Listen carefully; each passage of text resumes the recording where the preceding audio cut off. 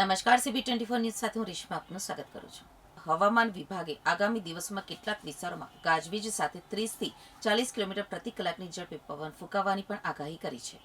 મધ્ય ગુજરાતના પંચમહાલ, મહીસાગર અને દાહોદ જિલ્લામાં આજે રેડ એલર્ટ અપાયું છે, જ્યારે 11 જિલ્લાઓમાં ઓરેન્જ અને 10 જિલ્લાઓમાં યલો એલર્ટ જાહેર કરાયું છે। હવામાન વિભાગે આગામી દિવસમાં કેટલાક વિસ્તારોમાં ગાજવીજ સાથે 30 થી 40 કિલોમીટર પ્રતિ કલાકની ઝડપે પવન ફૂંકાવાની પણ આગાહી કરી છે। છેલ્લા 24 કલાકમાં દક્ષિણ ગુજરાતના વલસાડ, નવસારી તેમજ દમણ અને દાદરા નગર હવેલીમાં કેટલાક સ્થળોએ અત્યંત ભારે વરસાદ નોંધાયો છે। તો આગામી 24મી જુલાઈ દરમિયાન પંચમહાલ, દાહોદ અને મહીસાગરમાં ભારેથી અતિભારે વરસાદની આગાહી છે, જ્યારે સાબરકાંઠા, ગાંધીનગર, અરવલ્લી, ખેડા, વડોદરા, છોટાઉદેપુર, નર્મદા, ડાંગ, નવસારી, વલસાડ, તાપી, દમણ અને દાદરા નગર હવેલીમાં અતિભારે વરસાદ પડી શકે છે। અમદાવાદ, આણંદ, ભરૂચ અને સુરતમાં પણ ભારે વરસાદની શક્યતા છે।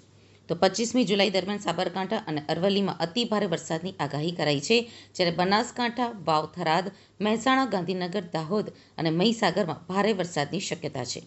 26મી જુલાઈ દરમિયાન બનાસકાંઠા અને સાબરકાંઠામાં અતિભારે વરસાદ અને વાવ, થરાદ, મહેસાણા તથા અરવલ્લીમાં ભારે વરસાદની આગાહી છે। તો હવામાન વિભાગના નિષ્ણાત AT દેસાઈના જણાવ્યા અનુસાર